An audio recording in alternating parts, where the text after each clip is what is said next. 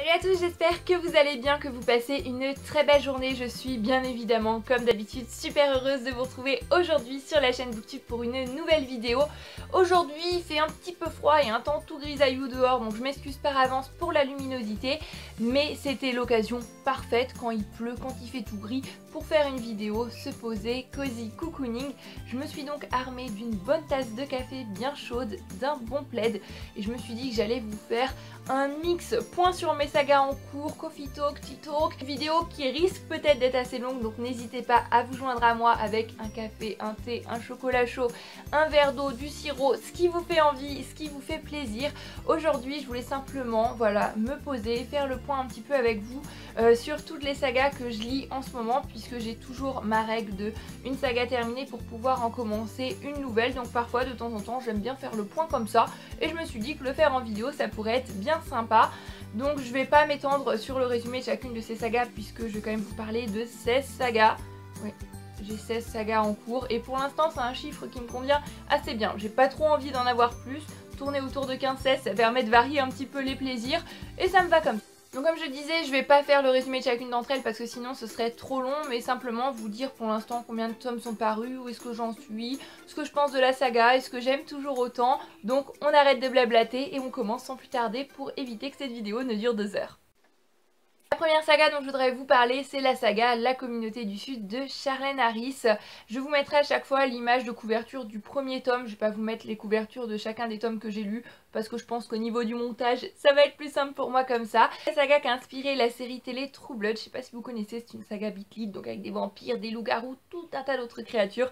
Je vous en dis pas plus, c'est une saga qui est terminée avec 13 tomes parus et 3 hors série. Pour le moment j'en ai lu 8 et d'ailleurs je vous parlerai du 8e tome qui s'appelle Pire que la mort dans le prochain update saga, puisque je l'ai terminé il y a quelques semaines maintenant. Et j'aime toujours autant cette saga, je la trouve génialissime. Je suis tombée dessus un petit peu par hasard à la médiathèque il y a maintenant 3-4 ans de ça peut-être, et j'avais commencé, je m'étais retrouvée complètement embarquée dans cette histoire, alors que la beat lit à la base, à part Twilight, j'avais rien lu de ce genre. C'est pas mon genre de prédilection, mais j'aime beaucoup, et je pense d'ailleurs que quand j'aurai terminé La Communauté du Sud, je partirai dans une autre saga beat lit, parce que c'est un univers qui me plaît assez de temps en temps. Je trouve que c'est vraiment super bien développé, il y a plein de créatures. En plus de ça, le personnage principal de cette saga, qui s'appelle Suki Stackhouse, qui est télépathe, a un humour et une autodérision à toute épreuve. J'adore tout simplement, donc c'est une saga que je continue à chaque fois avec grand plaisir. Le prochain tome que je lirai sera le 9e tome, et je prends toujours un livre de La Communauté du Sud avec autant d'enthousiasme que les premières fois, et j'en suis juste super heureuse. C'est une saga que je ne peux que vous recommander à 2000%, je trouve qu'on n'en parle pas assez. La deuxième saga dont je voudrais vous parler, une saga que tout le monde connaît, je pense, un classique de la chick-lit, puisqu'il s'agit de la saga L'accro du shopping de Sophie Kinsella.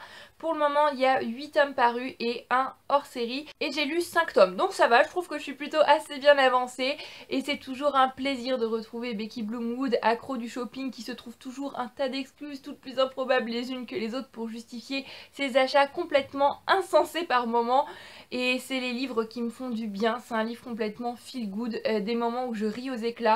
Je me souviens notamment d'un tome où elle a voulu aller faire un peu de fitness et elle a eu un petit problème avec le réglage du tapis de course, ou alors elle a surestimé un petit peu ses capacités, mais je me rappelle m'être pris un fou rire devant mon livre, et ça fait juste un bien fou. De se retrouver plongé dans l'histoire, de se prendre des fous rires, c'est vraiment le livre qui m'apporte du baume au cœur. Un petit coup de mou, il y a du soleil dehors, je me dis que je vais lire sur le balcon avec un livre de l'accro du shopping et ça va tout de suite aller mieux. C'est vraiment un remonte morale super efficace, donc je vais continuer bien évidemment, toujours avec autant de plaisir. On poursuit avec une autre de mes sagas chouchoutes, c'est Virgin River de Robin Carr. Vous vous en doutez, je parle assez souvent de cette saga. C'est paru aux éditions J'ai lu pour elle dans leur collection Promesse, collection que j'aime juste énormément. Mais cette saga, si vous aimez la romance, ou même si vous aimez pas forcément ce genre, parce que je trouve que c'est pas vraiment gnangnan quoi que ce soit, ça fait du bien. Ah, c'est génialissime. Je peux pas vraiment vous résumer Virgin River, tout simplement vous dire qu'on est dans un tout petit village aux États-Unis qui s'appelle Virgin River, le village perdu mais où tout le monde se connaît, où tout le monde s'entraide. Il y a beaucoup d'anciens militaires qui vivent là et c'est des histoires d'amour qui vont se créer petit à petit. On va suivre tous les personnages du village au fil des tomes, donc pour l'instant il y a 9 tomes qui sont parus en français et 17 en VO. Moi j'en ai lu 4 et le hors-série Noël à Virgin River, mais c'est toujours aussi bien, puis on voit les personnages évoluer, on voit leur famille s'agrandir. On les retrouve, c'est la vie tout simplement et c'est cette impression de rentrer à la maison, de retrouver des amis, ça fait chaud au cœur, ça donne la banane, parfois ça fait pleurer aussi. Cette saga elle est juste géniale et c'est vraiment cette impression de retrouver des amis, je me répète, que je retrouve à chaque fois que j'ouvre un nouveau tome de Virgin River. Donc bien sûr je vais continuer à lire Virgin River et je ne peux que vous recommander cette saga à 2000%. Ce que j'aime surtout c'est ce genre de saga où on a des personnages principaux au premier tome qui vont devenir secondaires dans le deuxième tome, avoir de nouveaux personnages principaux et ainsi de suite en avançant dans la saga. Et c'est ça que j'adore tout simplement. Cette saga elle est juste parfaite si vous aimez un petit peu l'ambiance Gilmore Girl, Art of Dixie qui sont des séries télé que j'aime juste énormément. C'est un petit peu ça que je retrouve aussi en lisant Virgin River. Donc voilà, je suis tout simplement amoureuse de Virgin River. On poursuit avec une saga jeunesse, c'est la saga Les désastreuses aventures des orphelins de Baudelaire de Lemony Snicket qui est composée de 13 tomes et j'en ai lu 4, en fait non. Et techniquement j'ai déjà lu les 13 tomes mais je les relis pour pouvoir être à jour avec les épisodes de la série télé sur Netflix qui sont juste génialissimes. Je vous recommande à 2000% cette série télé, mais avant de lire les livres c'est une adaptation juste géniale. Le film qui était sorti il y a quelques années maintenant, j'avais pas du tout aimé, j'avais trouvé que c'était une adaptation nulle. J'avais été super déçue, mais la série télé c'est extra fidèle, les acteurs, les costumes, l'ambiance, tout est parfait. Donc je me relis 4 tomes, puis je regarde les épisodes quand ils sont sortis, ensuite 4 tomes, j'avance petit à petit et ça me fait plaisir de redécouvrir cette saga avec mon regard d'adulte, puisque c'est vrai que Les Orphelins de Baudelaire c'est un petit peu mon Harry Potter à moi, c'est la saga que j'ai lue, que j'ai dévorée quand je devais avoir 8-9 ans. J'adorais cette saga et je l'adore toujours autant. Plaisir à chaque fois de retrouver cette ambiance si particulière, j'ai vraiment pas envie de vous en dire plus. Je sais que le côté un petit peu pessimiste du narrateur, défaitiste, ne plaît pas franchement à tout le monde, mais moi c'est ce que j'aime dans cette saga et j'ai hâte de continuer ma relecture. Je reste un petit peu dans les sagas jeunesse puisque je voudrais maintenant vous parler de la saga Les filles au chocolat de Cathy Cassidy qui est composée de 6 tomes et 4 hors-série. Donc pour l'instant j'ai lu 5 tomes et 1 hors-série. Donc les hors-série c'est les tomes et demi, cœur salé, cœur poivré, etc. J'aime énormément cette saga parce que je trouve qu'elle aborde des sujets très importants. Puis c'est pareil, on a ce personnage principal qui va devenir secondaire au deuxième tome, etc. Moi c'est un principe que j'aime beaucoup et ça me fait plaisir de le retrouver dans cette saga jeunesse. C'est pareil, ça se lit toujours tout seul.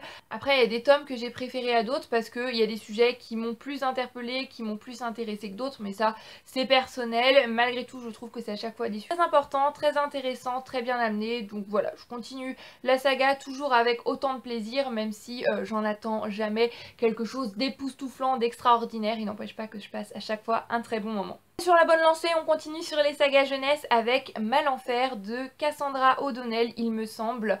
Il y a 4 tomes parus pour le moment et il faudrait que je relise le premier tome pour bien faire puisque je l'ai lu il y a maintenant 3-4 ans de ça. Je me souviens l'avoir adoré, j'avais trouvé cette lecture passionnante, c'est super génial, super rythmé, et puis j'avais pas continué. Et maintenant je me souviens plus exactement de ce qui se passait dans le premier tome. Après c'est un petit livre jeunesse, ça se lit rapidement donc je peux relire le premier tome sans trop de soucis. C'est au programme prochainement, j'espère pouvoir relire le premier tome donc de Malenfer pour pouvoir continuer la saga. En plus de ça pour l'instant il n'y a que 4 tomes donc c'est pas trop long, ça devrait être faisable, ça devrait être jouable et j'ai vraiment envie de poursuivre cette saga parce que même si je me souviens plus trop de l'histoire du premier tome, je me souviens de la sensation en fermant ce livre qui était que j'avais passé un très bon moment de lecture et j'ai hâte de redécouvrir en fait l'histoire et de me dire ah oui c'était ça, il se passait tout ça, c'était génial en tous les cas.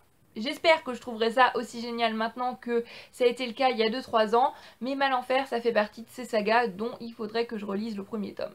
C'est un petit peu ça le souci, quand on traîne un petit peu trop longtemps à avancer dans ces sagas. Une saga un petit peu plus young adulte maintenant puisqu'il s'agit de la saga de Mortal Instruments de Cassandra Clare. Donc il y a 6 tomes plus 1 hors série et j'ai lu le premier tome déjà 2 fois. voilà, comme mal en faire parce que j'avais commencé à lire cette saga, j'avais oublié, donc j'ai relu le premier tome, ça fait maintenant quelques temps que j'ai lu le premier tome, et j'ai pas trop envie de le lire une troisième fois, donc faudrait que je m'empresse de lire le deuxième, pendant que le premier n'est pas encore trop flou dans mon esprit, il me semble que j'ai relu le premier tome il y a un an, quelque chose comme ça. C'est une saga que je trouve pleine de promesses pour l'instant, que j'aime vraiment beaucoup, donc j'ai hâte de la poursuivre. Plus de ça, je trouve que les tomes sont quand même de belles bricasses, plus ça avance dans la saga, plus c'est le cas. Donc j'ai pas trop envie de relire chaque tome 2 ou 3 fois. Là-dessus, il faudrait que je me bouge un petit peu et que j'avance dans The Mortal Instrument. On passe ensuite au mythique Harry Potter. Donc moi, je considère qu'il y a 7 tomes plus un hors-série parce que j'ai pas vraiment envie de compter L'Enfant Maudit comme un tome 8. Donc je le compte comme si c'était un hors-série, en tous les cas c'est ça que j'ai noté dans mon espèce de cahier bullet journal, j'arrive à me comprendre comme ça, puisque vous le savez sûrement, ça fait partie de mes résolutions de l'année 2018 d'avancer dans la saga Harry Potter, comme ça l'a fait partie durant l'année 2017, puisque je n'avais encore jamais lu Harry Potter. Pour l'instant j'ai lu 3 tomes et je suis en ce moment même, au moment où je vous tourne cette vidéo, en train de lire La Coupe de Feu, donc le tome 4. Et voilà, c'est génialissime tout simplement, c'est Harry Potter et encore une fois je ne sais pas trop comment je me sens de découvrir Harry Potter maintenant à mon âge. D'un côté j'aurais aimé avoir l'impatience de découvrir les livres à leur sortie, aller voir les films avec cette grosse vague d'impatience de se dire j'ai envie de voir comment mon livre préféré a été adapté, mais d'un autre côté je m'estime aussi chanceuse de pouvoir les découvrir pour la première fois et je passe vraiment un super moment. C'est des livres que je prends plaisir à faire durer. Là La Coupe de Feu, je découvre plein de choses qu'il n'y avait absolument pas dans les films et je me dis ah oui c'est pour ça, oh c'est génialissime, c'est tout un univers, c'est époustouflant, c'est cette impression vraiment de se retrouver autre part. Harry Potter c'est Harry Potter. C'est juste génialissime, j'adore, énorme coup de cœur pour l'instant pour chacun des tomes. Le tome 4 parvient pour devenir l'un de mes préférés pour l'instant, bon j'en suis qu'à 30%, mais j'adore tout simplement. Mais pour le moment, au moment où je vous tourne cette vidéo, je pense que mon tome préféré serait Le Prisonnier d'Azkaban, donc le 3e. Mais mon film préféré c'est pas Le Prisonnier d'Azkaban, je pense que ce serait L'École des Sorciers, puisque pour moi c'est vraiment le plus complet, il y a presque tous les éléments du livre. En même temps c'est logique puisque c'est le tome qui est le moins épais, donc au niveau de la durée du film c'est possible. Si on faisait La Coupe de Feu avec tous les détails du livre, ce serait un film de 5-6 heures. Mais moi je serais pas contre de regarder La Coupe de Feu en film de 5-6 heures personnellement je pense. Ce n'est pas le cas, mais j'avoue que La Chambre des Secrets, le film, est pas loin de L'École des Sorciers parce que je l'ai adoré tout simplement. Et c'est ça aussi que j'aime parce que je découvre le livre et encore dans l'ambiance, je peux me mettre le DVD, prolonger un petit peu tout ça et c'est magique, c'est génial. Harry Potter. On poursuit dans un tout autre genre avec la saga Valjaber de Marie-Bernadette Dupuis. Donc j'ai lu le premier tome en janvier que j'ai beaucoup aimé. C'est une saga qui est faite de 6 tomes, qui est terminée. Les tomes sont assez épais mais moi j'aime beaucoup. C'est une plongée dans le froid, c'est une plongée dans le Québec. Les personnages sont assez attachants. Voilà, je sais pas trop où va m'emmener la suite de la saga. J'ai hâte de voir ça, mais j'ai pas cette énorme impatience de poursuivre la saga pour l'instant. Je pense que c'est une saga qui va me durer un bon petit moment et pourquoi pas quelques années. Mais ça me déplaît pas, ça me fait plaisir de faire durer. En tous les cas, j'aime beaucoup la plume de Marie-Bernadette Dupuis et je sais que ma grand-mère, ma tante sont d'énormes fans de cette autrice et que de toute manière, dans la bibliothèque familiale, il y en a encore plein d'autres. Donc une fois que j'aurai terminé Valjaber, j'aurai encore de quoi faire. Et je pense que je commencerai la saga Angelina, les mains de la vie, qui suit une sage-femme, je ne sais plus trop à quelle période, mais ça a l'air juste passionnant, ultra prenant. Mais avant ça, je compte terminer Valjaber. C'est une saga qui aussi est passionnante et prenante. Je passe un bon moment, mais comme je disais, voilà, j'ai pas cette grande impatience de continuer la saga. Mais je le ferai quand même parce que malgré tout, quand j'ai lu le premier tome, j'ai passé un très bon moment et les descriptions du Québec, c'était juste génial. On poursuit avec la saga L'Épouvanteur de Joseph Delaney qui est composée de 14 tomes. Oui, parce qu'il me semble qu'il y a le tome 14 qui est sorti il y a peu de temps. Pour l'instant, j'en ai lu 8 et pareil, c'est une saga qui se lit très bien, qui se lit très vite je trouve puisque c'est écrit assez gros, c'est de la jeunesse, mais il n'empêche que c'est quand même assez sombre et au fil des tomes c'est de plus en plus sombre. Il y a des moments où j'avais vraiment une boule dans la gorge et des descriptions qui étaient juste, j'ai trouvé extra dégueulasses, que j'étais là, oh! Mais malgré tout, j'aime énormément, même si c'est vrai que c'est pas le genre de livre que je lis habituellement, là ça passe, j'ai toujours un grand plaisir à retrouver les personnages. Joseph Delaney a une imagination débordante, j'en apprends toujours plus sur certaines créatures, sur le monde qu'il a créé. Et voilà, L'Épouvanteur, c'est une saga que j'aime beaucoup, j'ai très envie de voir le film qui a été fait, même si j'en ai entendu des avis pas tip top du tout. Apparemment c'est pas du tout une bonne adaptation, mais j'ai envie de me faire mon propre avis en voyant moi-même le film. Je ne sais pas quand est-ce que ça se fera, mais un jour j'aimerais bien voir l'adaptation. Là en tous les cas je passe un très bon moment à continuer cette saga petit à petit. Ça doit faire maintenant 1 ou 2 ans que j'ai commencé l'Épouvanteur. Et un tome de temps en temps et je m'en lasse pas. On passe maintenant à du thriller, à une duologie puisqu'il s'agit de la duologie Derrière la haine de Barbara Abel. J'ai lu le premier tome en octobre parce que je m'étais fait un petit peu mon mois octobre spécial thriller grâce à vos recommandations. Et c'est vrai que vous m'aviez recommandé Derrière la haine un bon nombre de fois et le premier tome a été un énorme coup de cœur. Cette fin, mais cette fin, c'était juste incroyable, j'ai adoré tout simplement, j'étais à fond dans l'histoire, j'ai vraiment envie de lire le second tome pour retrouver les personnages, pour connaître un petit peu la suite de cette histoire, même si pareil les avis que j'ai entendus sur le second tome sont un petit peu plus mitigés, j'ai envie de me faire mon propre avis et c'est une duologie, je suis un petit peu maniaque, j'aime bien terminer les choses que j'ai commencé, donc j'ai envie aussi de terminer la duologie et donc ça fera une duologie terminée, je pourrai commencer une nouvelle saga avec ma petite règle un petit peu personnelle qui chez moi fonctionne très bien, j'en suis très contente. Donc il faudrait que je lise le deuxième tome de Derrière la haine de Barbara Abel. Pourquoi pas me le faire, pareil, quand dehors il fait tout gris, tout pluvieux, c'est aussi le bon moment pour lire un thriller. En tous les cas, j'ai hâte de voir ce que va donner ce second tome. Je vais essayer de pas mettre la barre trop haute, puisque c'est vrai que le premier tome avait quand même été un gros coup de cœur. Si vous ne lisez pas de thriller, je pense que celui-ci, pour commencer, peut être le mieux. C'est vraiment un thriller psychologique qui m'a fait passer par tout un tas d'émotions. Et cette fin, voilà, je pense que je suis encore bloquée sur cette fin. Faut absolument que vous découvriez ce livre si ce n'est pas déjà fait, c'était waouh. On passe maintenant à un classique puisque j'ai la saga Les Souvenirs de Marcel Pagnol qui est composée de 4 tomes. Donc j'ai lu le premier qui est La gloire de mon père et je vais continuer bien évidemment puisque ça a été un énorme coup de cœur. Mais d'un côté, j'ai envie de faire durer un petit peu le plaisir, il n'y a que 4 tomes, même si j'ai aussi beaucoup d'autres livres de Marcel Pagnol. Et j'avoue que je me réserve la suite pour les beaux jours. Marcel Pagnol, pour moi, ça rime avec le printemps, l'été. J'ai hâte que les premières feuilles arrivent, que le soleil fasse définitivement son installation, définitivement son retour, pour prendre le château de ma mère et retrouver la plume de Pagnol avec le soleil. Rien qu'à l'idée d'y penser, j'ai juste tellement, mais tellement hâte. Ah, Pagnol.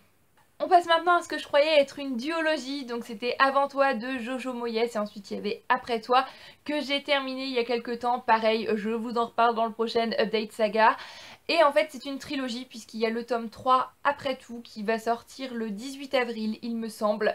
Et j'ai juste super hâte, j'avais énormément aimé le premier tome, j'ai beaucoup aimé le deuxième également. Et j'ai hâte de voir où Jojo Moyes va nous amener avec le troisième livre. En tous les cas j'aime beaucoup cette histoire, j'aime beaucoup la plume de Jojo Moyes qui se lit vraiment toute seule, c'est fluide. Je passe toujours un bon moment, ces personnages sont très attachants. Voilà, j'aime beaucoup la plume de Jojo Moyes. Pour l'instant, je suis à jour. J'ai les 2 tomes sortis, j'attends avec impatience l'arrivée du troisième. Là, à l'instant T, je dis ça et il se peut très probablement, je me connais, que je lise le tome 3 dans 6 mois. Mais voilà, c'est sûr, je vais lire le tome 3, je vais poursuivre la saga. Je sais pas si après le tome 3 c'est fini, c'est une trilogie, ou si elle va continuer à faire encore des tomes. J'en ai aucune idée.